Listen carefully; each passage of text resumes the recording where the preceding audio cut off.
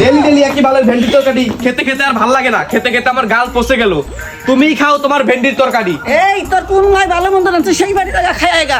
আরে আমি ওই না খেয়ে থাকবো, তাও তোমার ওই ভেন্ডির তরকারি খাবো না। এই কি হয়েছে রে? আরে আর বলো না, ডেলি ডেলি বাড়ি ওই ভেন্ডির তরকারি রান্না করে। তুমিই বলো ওইটা কি খাওয়া যায়? হ্যাঁ, ওই কি রোজ রোজ খাওয়া যায়? তুই আমাকে বাড়ি তাই আমি ভালো মন্দ রান্না করেছি।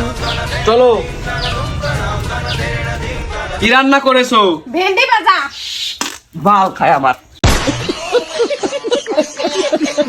আমার বাড়িতে ভেন্ডির তরকারি রান্না করছে তাই খেলাম না, আর এখানে ভেন্ডি ভাজা করে বলছে ভালো মন্দ রান্না করেছে। কি রে, বকতে বকতে কোথায় যাচ্ছিস? আরে কইও না মাসি, সকালবেলা ভেন্ডির তরকারি খাবো না বলে বাড়ি থেকে ঝামেলা করে বেরোইছি। আরেক মহিলা ডাইকে বলে আমি ভালো মন্দ রান্না করেছি, বাড়ি খেতে আয়। পরে যাই দেখি সেও ভেন্ডি ভাজি করেছে। বলো তো মাসি, কার না মেজাজ খারাপ হয়?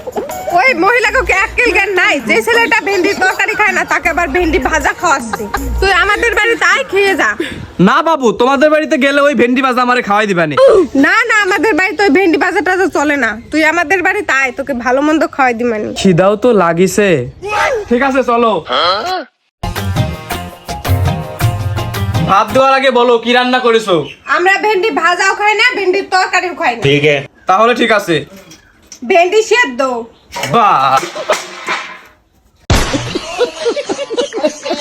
ভেন্ডি সিদ্ধ, ভেন্ডি তরকারি, ভেন্ডি ভাজা, পুরা পাড়াটার মাথা খারাপ করে রাখেছে ভেন্ডিতে।